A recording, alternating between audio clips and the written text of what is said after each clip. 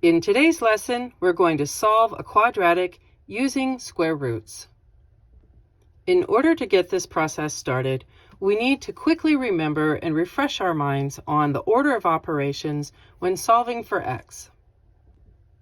Under most circumstances, you're going to get rid of an adding or subtracting term first. Afterwards, you'll clean up a term by getting rid of something that is multiplying or dividing. Finally, you'll need to get rid of the square. And as you do that, you have to remember that that could have come from a positive number or a negative number, and so we will have to take both into account. Now, sometimes, in addition to or instead of just solving for x and finding specific solutions, you may be asked, well, just how many solutions can you have? And there's a quick way to determine that. If you are going through the process of solving for x squared and you find yourself to have a positive number staring at you, you will have actually two possible real solutions. If you're solving for x squared and you suddenly have a 0 staring at you, then you will only have one real solution.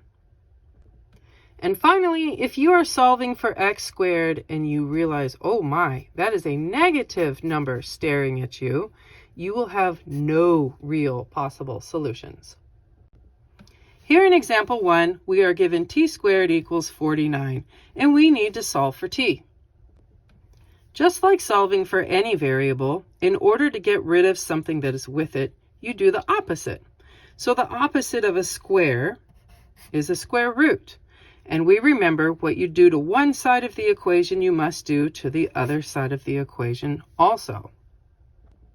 So the result now is t is equal to the square root of 49, which is positive 7 and negative 7.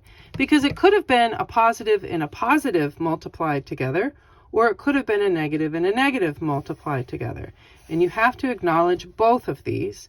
Another way to write this would be t equals plus or minus 7. Both of these mean the exact same thing and are perfectly legal according to the math gods. And there you go. Here in example 2, we have j squared equals 36. We remember from previous lessons when you're solving for a variable, in order to get rid of something that is there with it, you do the opposite. And the opposite of a square is a square root. We also remember that what you do on one side of the equation, you must now do to the other side of the equation. Since we took a square root of j squared, we find ourselves with j equaling the square root of 36, which came from a positive 6, or it could have come from a negative 6, both of which need to be acknowledged. Or you could again write that as j equals plus or minus 6, both of which are just fine in the ways to respond to this answer. And there you go.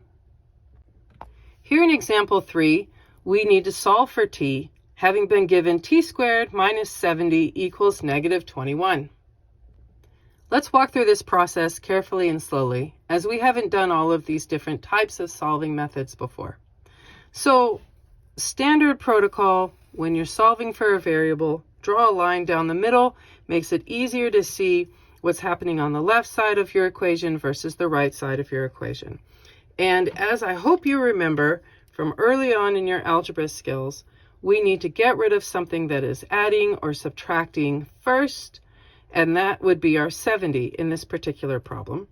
And as we get rid of this 70, we do so by doing the opposite of what is currently happening. Since it was minus 70, we're now adding 70. And what you do on one side of the equation, yep, you sure do it to the other side of the equation. As a result of adding 70 to both sides, we now find ourselves with t squared equals 49.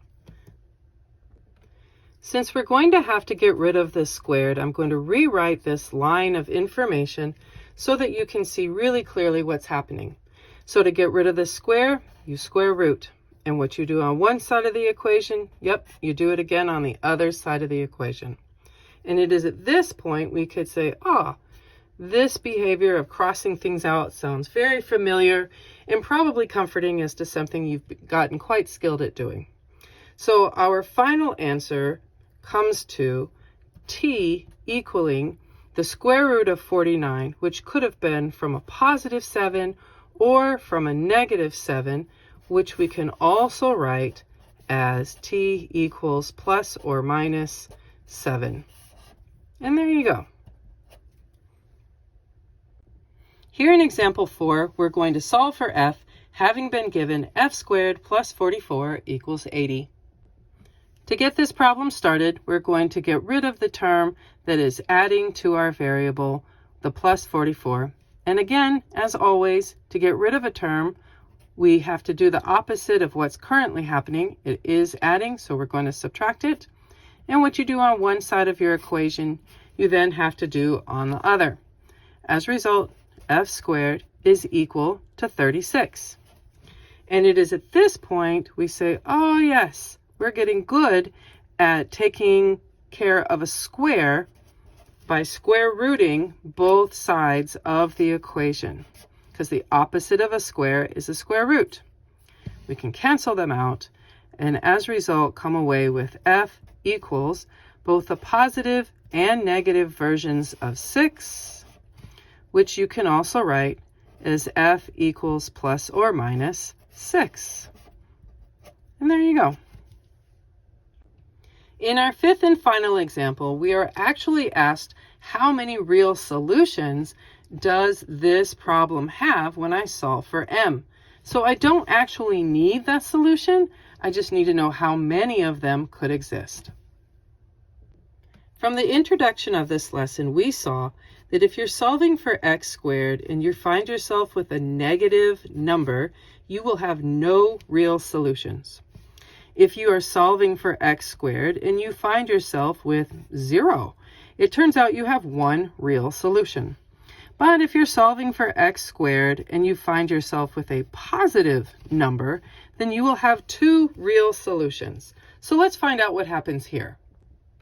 So to get us started, we see there's a plus 51, and to get rid of it, we need to subtract 51, not 55, 51 from both sides of the equation. And when we do that, we find that we have m squared is equal to negative 62. So truthfully, we don't need to go any further. We can stop right here because we have m squared is equal to a negative number. What that number is, I hope you have it done correctly, but it isn't really important at this time for its specifics. All we know is that m squared is a negative number, and as a result, we will have no real solutions. And there you go.